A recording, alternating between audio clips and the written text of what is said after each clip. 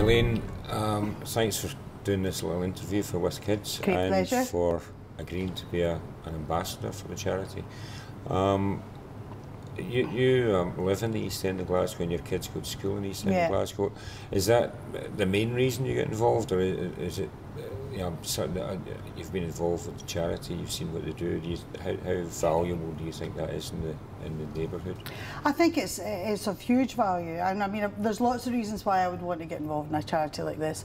I was talking earlier on about the fact that you know, you get celebs to line up for various charities. I hate that word celeb actually, but you know, you get people in the public eye who a lot of times I get very uncomfortable by the way that some people approach charities, because it's about how it will benefit them, you know, and I tend to go for what I call not the fluffy charities, the ones that are a wee bit less palatable. You know, I've always been involved in zero tolerance, on the board of that, because you know, domestic violence is not something that is easy to deal with, you know, or I would rather do a night in Easter House with a group of women than actually attend some royal function, you know. I just think there's enough folk doing the other stuff.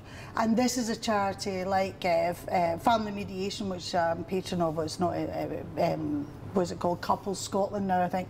I got involved in that because, again, right at the beginning of Family Mediation, it was dealing with the needs of children when parents break up and how you deal with that. And as a society, we didn't want to look at that. We wanted, in a way, 15, 20 years ago, to pretend that it wasn't really happening.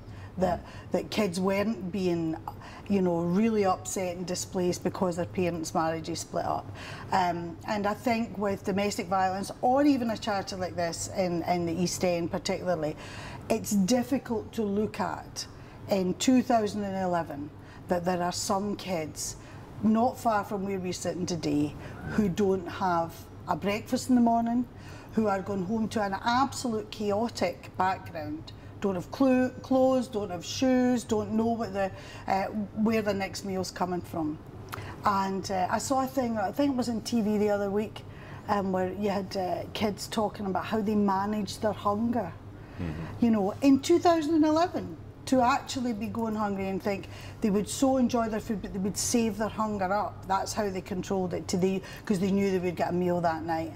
And I think for most of us, to look at that is just too difficult, you know, and so therefore With Kids seems to me to be highlighting that, but also not just saying it's only the kids, but actually saying these parents need help. And it's very easy in this day and age to go, I say parents are up to this, they're out drinking or they're in drugs, or you know, there are a lot of casualties in parents, and when you see it being passed on from grandparents to parents and down onto kids, then a charity like this intervenes and it supports those parents as well, but with the needs of those kids right there. And I was talking earlier on about the fact that although I live in the East End, I'm lucky. I live in the very posh, nice bit of the East End. Not that there aren't other posh, nice bits, but you know, but I have to drive along Shettleston Road almost every day if I'm coming out in the town or whatever. I like the fact that I cannot pretend that there aren't kids and people living in abject poverty. It reminds me every day that I go back to my nice house, and I know it would be easier to live in other parts of the city. I know I could live in a much nicer, if you like, area where I could pop down for a Starbucks whenever I wanted. You know, I'm raging, there isn't one in the East End, but there's one up the fort, but that's, you've got to travel miles. But it is not the easiest of places to live, and I quite like that. I don't mean that there aren't fantastic people. The school that my kids went to, Mount Vernon Primary, had one of the best primary in Glasgow for, you know, several years. Bannerman High School, where they go to, you know, big catchment area, lots of kids, big comprehensive. But what I love about it is that my kids are growing up knowing that not everyone is as lucky or as privileged as they are. And there is that wonderful sense of community in the East End as well. There's a real sense of You know, it doesn't matter where you live or how big your car is, we're all the same, you know. Yeah. So that's another reason I wanted to get involved. Yeah, speaking to David Eustace, and he lives in New York, and the Robert Carlyle, who are, you know, extremely successful, they still think of the East End as home, and I think they do have that genuine community spirit there. I think that's why I wanted to go back. I mean, for a long time, my husband and you know, we met when we were both at university in Edinburgh, and he'd been away from Glasgow for a long time because, you know, it was a haunting place, the East End, for him. You know, like his brother talks about getting depressed when he comes back, and he only lives, you know, on the south side of the city. Because, you know, and I thought today when I was travelling here, I thought, I want to be involved in this because I want to do it for my mother-in-law, who I never met. She died, I've known my husband 30 years, and she died at 50, 51. Before she never saw any of her sons graduate from university. She never saw any of her grandchildren. And both those parents are classic East End family, brought up in poverty. And she wasn't the only one, you know, her sister as well was bringing up 7 or 8 kids. And there's a famous story in the family where a 10-bob note used to be sent because one got the family allowance on the Tuesday and one got wet on Friday. And it was the same 10-bob note, they just went back from family to family. But it got them through. Yeah. And I think about her and I think about the lack of support she had, how she did that. 7 kids, you know, 4 of them went to university in the end. And she never lived long enough to see it because she had done every cleaning job. This was a woman who died and she'd seen Edinburgh once before she died, you know. And to me, that is just unbelievable that would happen. And this is in the 1960s. And the tragedy is in 2011, I know that there are women and men still going through that sort of stuff. And what happened to that family, I mean, they ended up with no support, being split up between aunties and uncles. They weren't brought up as a family. Very, you know, it was like the day they gave babies away. And I think about, you know, they were living in a damp house in High Hill, in a close where every family was the same. And there was no intervention. There was nobody there, like with kids, to go in there and say, we can help you support these kids and we can get them through. And I don't think that emotional explosion, if you like, and damage ever really goes away.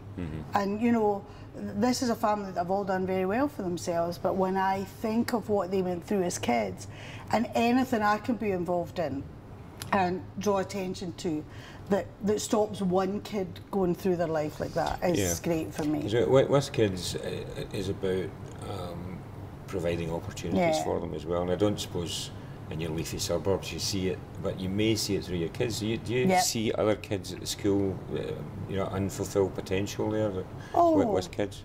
All the time, and because as an actor or whatever, you know, you end up being asked to open things and go to schools and go to different projects that are on, you become really aware. You know, but as I say, you can't drive along Shettleston Road or stand in Tesco and share. One of the worst things I remember when Tesco opened, which was the first sort of piece of inward investment that had really come to the East End.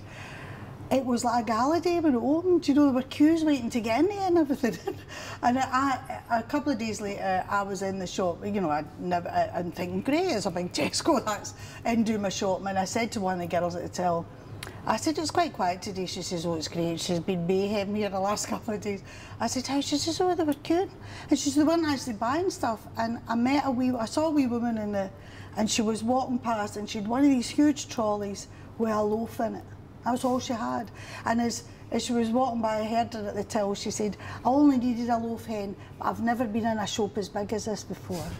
So it was like, and you know, from the sensibilities that I have and my kids have to a certain extent, to see that, and so you see children in that position. I've got relatives who teach in certain schools in the East End, who knew that kids were coming in, you know, not having been washed, not having shoes, having to have uniforms, spare school uniforms, cupboards of them for the kids so that they didn't look different. I love the fact that teachers would think that way as well, or secretaries or whoever in the school that think that kid has a hard enough time, who made sure that they would get toast or they made sure they would get a breakfast when they come in, knowing that it was probably that they hadn't had any food from 5 o'clock the night before, maybe, you know. So I'm aware of it, and my kids are aware of it. And although in the nice leafy bit, you know, you're surrounded by people who do have nice cars and enough money and all that. Most of the people who live in the East End actually have come from not a lot of money. They're self-made businessmen or whatever, and they've made their way up.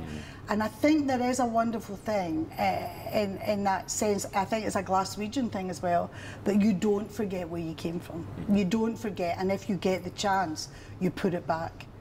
You know, because what are you here for? What are you here for if you can't put something back? Yeah. Are these kids getting the encouragement you think they need to succeed, to go out and achieve what they can, what they're capable of? Well, it's interesting that there are an incredible amount of creative people that do come out of the East End, you know, when you actually look around. There's an awful lot of actors and painters and directors and all of that have come out, writers as well come out of the East End. All I think about is the potential of those kids that didn't get that chance for whatever reason. And I think there's a huge untapped creative potential in the East End. But if what you're thinking about is, you know, where's my next meal coming from? If what you're thinking about is, will my mum wake up tonight when I get in? You know, then that level of creativity is just not encouraged. So you've got to get the grassroots right to let the absolutely, you've got to get the grassroots, absolutely right, and you've got to have those interventions early on in a kid's life as well.